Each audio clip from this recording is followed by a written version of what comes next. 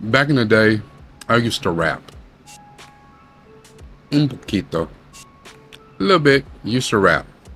Even though I love singing, I wish I could sing. I can carry a note, you know, in a bucket or something like that. I can harmonize pretty decently, and I would be a background singer, like a way, way back background singer. But my ego wanted me to be a front man. The Lord knew what he was doing, not being able to give me the ability to sing. That would be wrong on so many levels, because I would have never used my powers for good. I would have used them for evil. I would have been a Brown. James Brown, Bobby Brown, Chris Brown. I'd have been a Brown, and it wouldn't have been a good thing. Y'all know what I'm talking about. However, as a creative and athletes, siblings, you go through this all the time of living in someone else's shadow. So when you go to meet with a record company executive, say they're interested in you, they want to sign you to their label. The first thing they ask you is, if you could pick anyone in the industry, who would you compare yourself to? Who do you sound like? Now your vanity may get a hold of you, and your ego will take over. You say, I don't sound like anybody. I'm unique. You ain't ever seen or heard anybody who sounds like me. I'm the real deal. I'm one of a kind. And then you will be surprised when the record company executive gets up and walks out the room. You may think you're unique. You're not. Someone else sounds or has done something like what you do, and you may put your own spin on it, your own stank on it, but you sound like somebody. And from a record company point of view, they say that because they want your help in knowing how to market you. If you say you sound like this person and this person, then okay, we have a baseline on how to market you and how to get you out there to the public. But if you say, I ain't like anybody, well, you ain't signing a record company like everybody. It's hard to be a ghost in the shadows.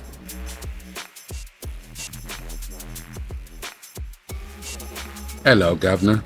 This is nupefromdaville. We are off to a wonderful start with Supacell, and this is episode 2, entitled Tazer. Now, as we begin to learn about Teo is the leader of the TBs, the Tower Boys, his own little gang in South London. And what we saw in a little bit in episode 1 here, episode 2, is that the TBs, the Tower Boys, are having problems with another local gang called the Sixers.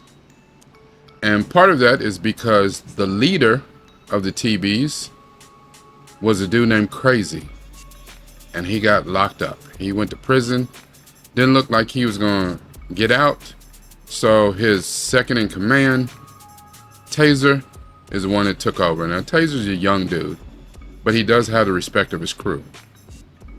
However, Tazer is another one of those people who Michael saw in his vision of the future. So Tazer is part of his crew. But again, Tazer and Michael don't exactly know each other, but that deja vu that Michael had in the first episode, that was Tazer, who conveniently stabbed Michael to death. That caused Michael to change his whole tune and change his demeanor in his second chance. Tazer's angry. He's angry because his mother walked out on him.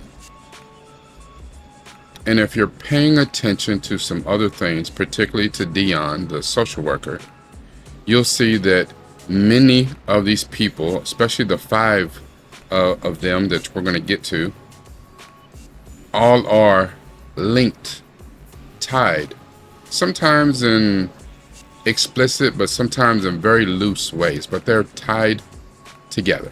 Tazer's problem with the Sixers is that they are constantly disrespecting him, coming after him and his boys because they do not respect him like crazy. He's not crazy. And I'm not saying he's not crazy like how he acts. I'm saying the person whose name is actually Craig, Crazy with a K, is a completely different person than Tazer. A lot of times we have that in our own lives. You deal with that with siblings. If you're a younger sibling, sometimes it's hard to get out of the shadow of an older sibling.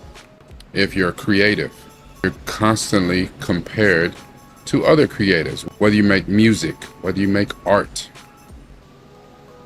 whatever it is that you do creatively, you are compared to someone else, your work, your art. If you're an athlete, we love to say you're the next version of so-and-so.